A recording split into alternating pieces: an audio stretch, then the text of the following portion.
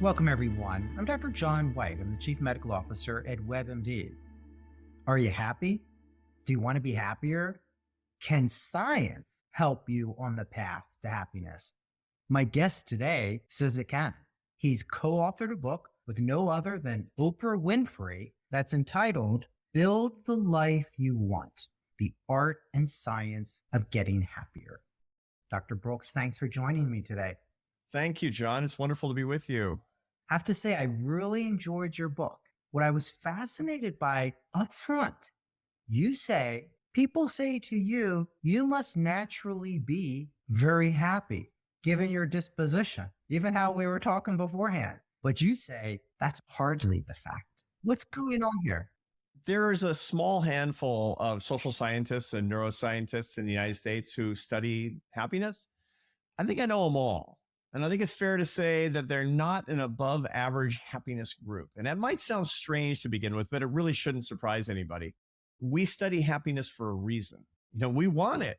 Everybody wants it. And if you have the toolkit to find more of it, you're going to dedicate yourself to the discovery of that. Kind of a struggle, or if it at least doesn't come naturally to you. And the good news is that you're not going to find happiness per se, because happiness is not a destination, it's a direction. But you can get a lot happier. And I'm living proof that that's the case. Since I've dedicated myself to the science of happiness, my happiness has risen every year. And I'm looking forward to it rising for the rest of my life, as long as I stay on the path. You say the science of happiness. How do we study happiness? How is there a randomized clinical trial? Where's the placebo? You have in your book, some people kind of say, is the science of happiness like astronomy? But others might say that it's like astrology.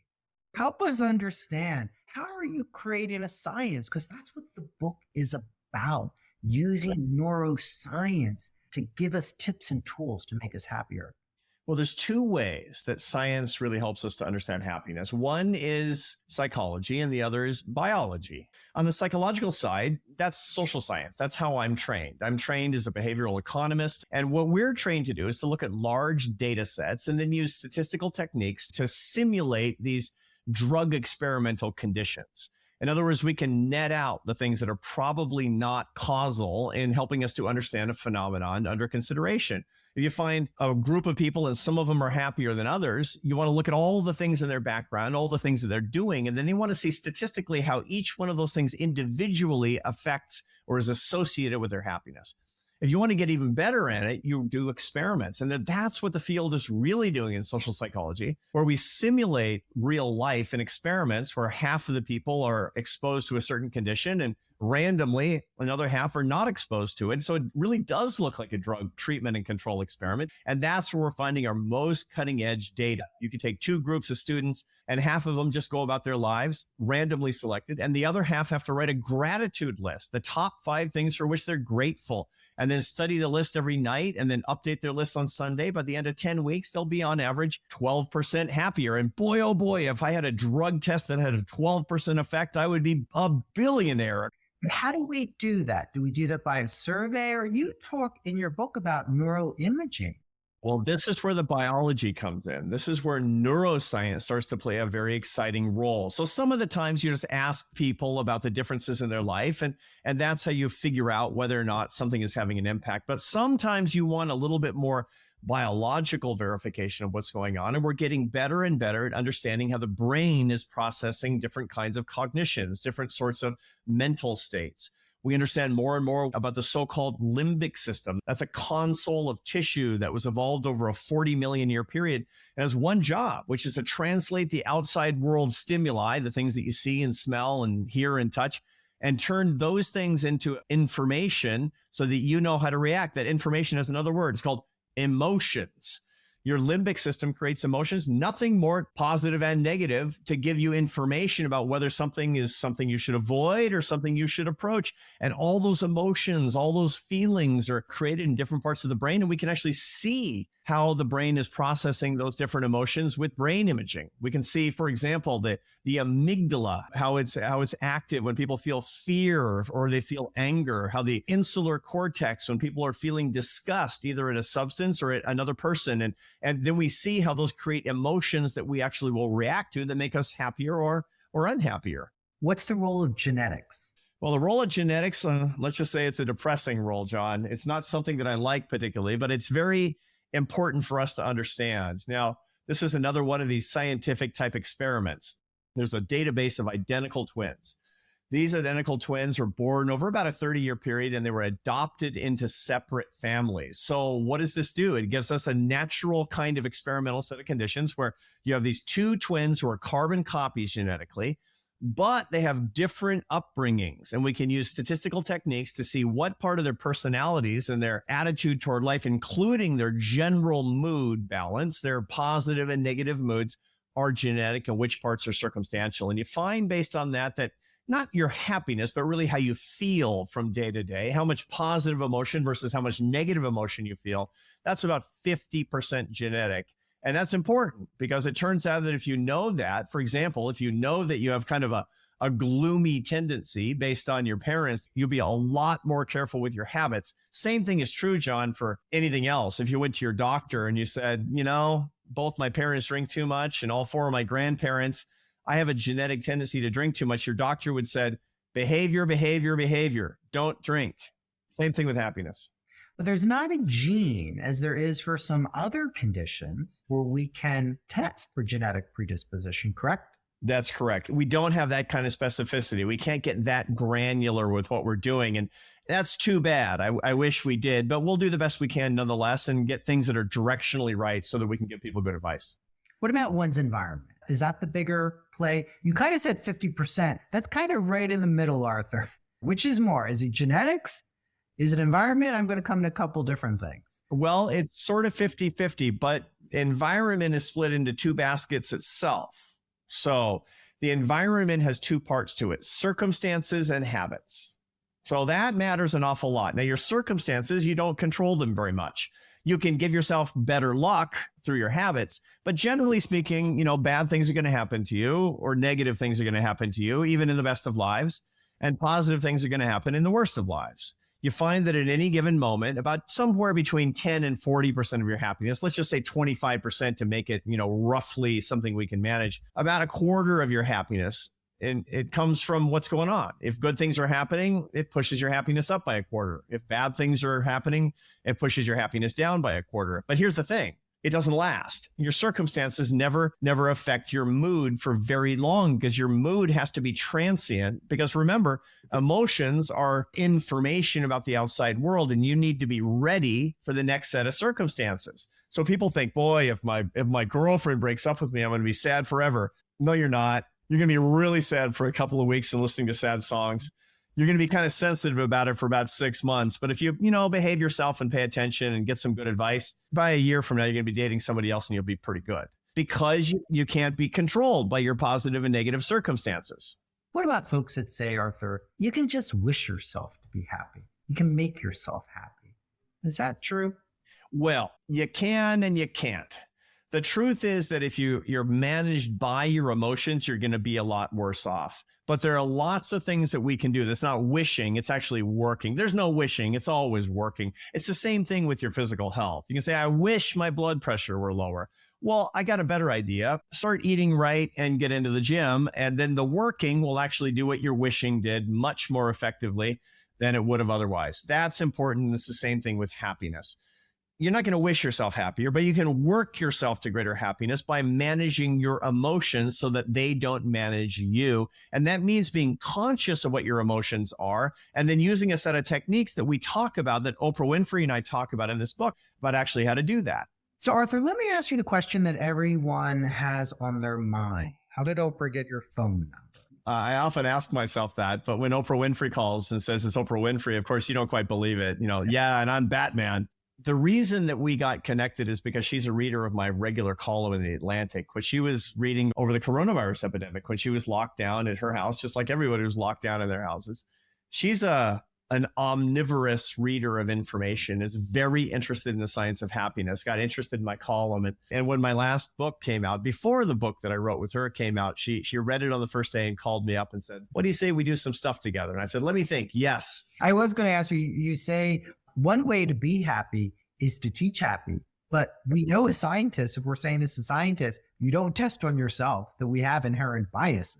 So is that a good idea? No, that's right. No, so but the whole point is that when you're getting the knowledge to other people, you start thinking about it more systematically in your own case, and you remember the hygiene is what it comes down to. And so that's one of the things that I found that people who, I have many friends who are physicians, and they'll say the same thing. It's like when they're spending all day long saying, cut down on your trans fats and get into the gym. They're like, yeah, I should cut down on my trans fats and get into the gym. Well, when people say it's your attitude, what do you say to folks that use that term? You got a bad attitude. Arthur, if you didn't have a bad attitude, you'd be happier. You used emotions and some other terms, but let's be honest, that's what people are thinking. It's attitude, is it? It's true, but it's also not true. You can't just say, okay, I have a good attitude now. You have to do the work to have a better attitude. And that means you need to understand what a better attitude is. So for example, you can substitute one emotion for the other, but you have to be very aware of your own emotions. I recommend that you meditate on your own emotions, or that you journal your emotions, or that you pray about your emotions, or you get therapy or whatever you need to do. But the more you're conscious of your emotions, then you can substitute one emotion for the other. But when you're not conscious of them, you'll be managed by them. And to say have a better attitude is like basically saying just lower your blood pressure. It's not helpful until you have a technique for doing so. If somebody says lower your blood pressure by not eating so many trans fats and working out for 30 minutes a day, now you got something you can hang your hat on. Can't be at WebMD and not ask you about the role of health and happiness. What is that connection? Because many people that have chronic disease, that are suffering in pain, who don't have good health, aren't happy. So what's that connection between health and happiness? Yeah, this is one that I've studied a lot because I'm kind of interested in nutrition, and I'm an inveterate exerciser. And for the longest time, I thought, well, it really improves my happiness a lot. Turns out it doesn't, but it does improve my well-being. And I'm not splitting hairs here. It's important for us to understand that happiness and unhappiness are separate. Happiness and unhappiness are largely processed in different hemispheres of the brain, as a matter of fact. And we know this by looking at how people react in different parts of your, how your brain reacts. You find that the right half of the brain controls the left half of your face, for example. And people, when they're feeling unhappy, the left half of their face starts to twitch a little bit. That's that corpus callosum. We don't want to give a biology. Yes. Yeah, I understand. The corpus callosum, of course, is where you communicate from one hemisphere to the other. It's right down the middle of your brain. But the whole point is that happiness and unhappiness are separate, and you need to manage happiness to be higher, and you need to manage your unhappiness to be lower. Now, people who have naturally high levels of negative emotion, and negative emotion is the same for everybody. It's fear and anger and disgust and sadness. Those are the four negative emotions. We all have them. They're all important. There's nothing wrong with those emotions. They're not broken because you have them. But if you have very high or intense negative emotions, you need to learn how to manage them. Not to get rid of them, not to numb them with drugs and alcohol, but to manage them. One of the ways to manage negative emotions is exercise. Health. That's what you find is that when people have really bad health, either because of their bad habits or for no fault of their own, it tends to raise their negative affect levels. And that means you need to manage your negative affect levels by taking those things on directly.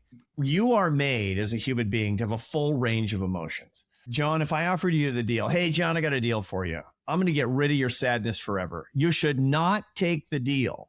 Because if you did, you'd lose your marriage, you'd lose your friends, and you'd lose your job. And the reason is because you no longer care about losing connection with other people.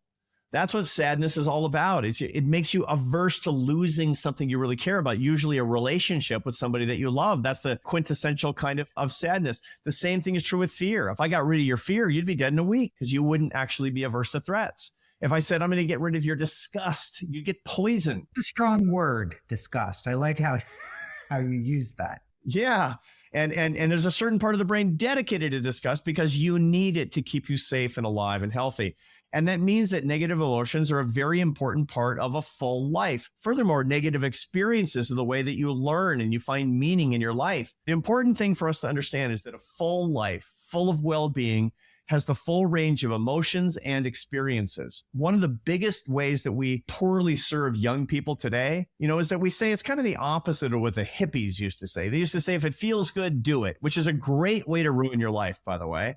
But an even better way to ruin your life is to say, if it feels bad, make it stop. No.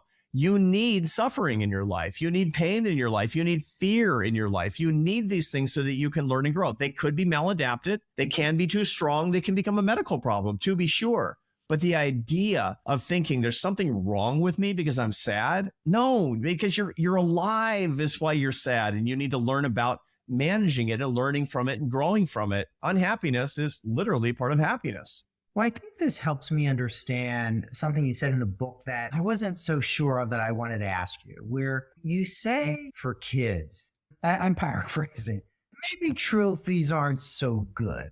So I'm thinking, should I remove the trophy shelves in my kids' room? But I think I know what you're getting at. So when it comes to kids and happiness, how do we help them maximize their happiness? And what's this role of trophies? Well, trophies are a funny business, and I've written about that quite a bit. The problem with them, and many are really good and healthy. I mean, the whole idea of something nice happened to you and you remind yourself of a lovely day. But the problem is when you consider that getting to the end of something is the be all and end all, you tend to have a life full of disappointments. It's a funny thing. I've studied Olympic athletes and found that they tend to be depressed in the month after they win their gold medal. Why is that? And the reason is because they tended to think that if they won, that they would be permanently happier than they were. And it's not true. When we set kids up to think that if you get the job, if you get the diploma, if you get the grade, if you get this, then you'll be happy, we're setting them up to be frustrated and disappointed with their lives. On the contrary, if we help them understand that having good relationships, that having a lot of love, that having healthy friendships, that making progress toward their goals, not hitting the goals per se, that these are the essence of a happy life, then the trophies don't mean as much. But if we're a trophy-based existence, especially for kids, if you get that A, if you get into Harvard, then you'll finally be happy. Sorry, it's a lie, and it sets people up to not live their best lives. But you're at Harvard. It turns out it's not the source of my happiness. It's a nice opportunity, I have to say. But if I had been living my entire adult life saying that if I can ever get a professorship at Harvard University, then everything is going to be happy, when I got here, it would be one of the bitterest disappointments I ever recognized. When I came here, I was a professor studying the basic biology and psychology of happiness, and I knew full well that it was going to be like any other job. Nice in many ways and a lot of pressure in others, but certainly not the source of my happiness. Arthur, what's the role of faith? I was struck by when I was reading up on you that you go to church, you go to mass most days of the week. And traditionally, the church faith hasn't always been about happiness in this world. So what is that role of faith? And how does that play into our happiness? Faith is a class of experiences that we call the transcendent. The transcendent might be about heaven, but it might just be about things that are bigger than us. I do practice my faith. I pray every day. I go to mass almost every day, and it is a great source of solace and happiness for me, but it's not the only path. What people need is something that transcends their daily psychodrama. If we're left to our devices, we're the star of the most boring television show on planet Earth, and yet we're fascinated, we're obsessed with this television show, and it drives us crazy. It drives us mad. We need relief. And the only way we can get relief is through peace and perspective. And that only comes from getting smaller, not getting bigger, by zooming out, not zooming in. And transcendent experiences bring that. Maybe that's a meditation practice. Maybe that's walking in nature without devices. Maybe that's studying the fugues of Johann Sebastian Bach. Maybe that's understanding the Stoic philosophers, or maybe that's the faith of your youth like me. But everybody needs something transcendent that in the vernacular, we could just call it faith, but it might be religious, but it might not be. How do we manage social media? So many of us are aware of the data that suggests, constantly scrolling through various social media sites can make people more depressed. But realistically, people aren't going to give them up. So how do you manage that in a setting of trying to be happier? Yeah, let's first understand what social media does to happiness. It has kind of three effects on happiness. Number one, it sets us up for social comparison. And social comparison is horrible for your happiness because you'll always find somebody who is better than you, more beautiful than you, or richer than you, and you will feel lower than you were before. That's number one. Number two, it tends to make you feel lonely. And one of the reasons it makes you feel lonely is a very simple physiological process called the pathways of oxytocin. Oxytocin is a neuropeptide, as you know full well, and many of your listeners do as well. It actually functions as a hormone in the brain. That's the hormone of human bonding. It really only comes from eye contact and touch. When you're feeling lonely, that feeling of loneliness really is a deficit of oxytocin in your brain and is intensely uncomfortable. And so you look for ways to satisfy your need for oxytocin. One of the things that people often do is they go to social media, but that's like getting all your calories from fast food. It'll give you tons of calories, but not enough nutrients, and which is one of the reasons that people will scroll social media or spend a lot of time on social media, and each increasing hour leads you to more loneliness, not less. So loneliness is number two. And the third is hatred, especially on a platform like Twitter, or I guess it's X now. You find that the algorithms are set up so that you will find your political enemies and feel contempt for them. It'll set you up to feel oppositional to other people. Now, you can curate it in such a way that it doesn't have to do that, but you find that the more time people are politically engaged on social media, the more hateful and contemptuous they become, which is horrible for their happiness. The bottom line is less social media is better for your happiness. And if you're going to use it, you have to use it responsibly in much the same way that you would if you use any form of alcohol. You should moderate it. You should use it responsibly. You should not try to make it a solo endeavor. So you should connect yourself to friends as much as possible. And I recommend, to be very specific about it, that you limit all of your social media use across all platforms to 30 minutes a day or less, and do it in all one time period that's scheduled. I also recommend that you not use your phone. I recommend you use the computer to do it because it's less addictive when you do it that way. Give us one or two other tips from your book. I want people to get your book, so we don't want to give away too much. We've already told folks a lot. But if there was one or two things that people could start doing today that would impact their happiness, what would it be? So for example, people often say to me, what could I start doing today that could, reduce my risk of disease? I actually tell them they could focus on quality sleep. That over time is going to have tremendous health benefit. Maybe not, the next week, but over time. So what's something that they could start doing today that is overall going to make their lives happier? The number one input into happiness is simple. It's love, but it's so complex. Love really has 4 dimensions to it. There's love of the transcendent or the divine. There's love of family, which are mystical relationships that we didn't choose, and God knows we wouldn't have in so many cases. There's friendships, which are important that they be real friends and not deal friends. And there's love that we express toward everybody in the way that we do our work, if we're doing our work well. But the bottom line is that every single person listening to us can be better across one or more of those dimensions. The first thing to do today is to write down 4 words: faith, family, friends, and work. And then take an inventory, give yourself a grade on each one. How much love am I getting and giving in each one of those dimensions of my life? And if you're not getting a good enough grade, you need to be spending more time on that dimension. And ideally, you should be spending at least a few minutes every single day on each one of those dimensions. All right, I had some work to do. We all do. That's the good news. I mean, it's like, you as a physician, there's nobody who's completely on point. People think it's so terrible. Everybody has to do work to get healthier. No, that's great news. All of us have things that we can do to feel better and to enjoy better health and to have better health span. And the same thing is true for our happiness. We all have things that we can do, and we all can get happier. Dr. Arthur Brooks, I have thoroughly enjoyed our discussion. I have thoroughly enjoyed your book, and I highly recommend it to you, our listeners. Arthur, thanks for joining me. Thank you so much. And thanks to all our listeners for taking care of their health and looking out for others as well. And thank you for listening. Please take a moment to follow, rate, and review this podcast on your favorite listening platform. This is Dr. John White for the WebMD Health Discovered podcast.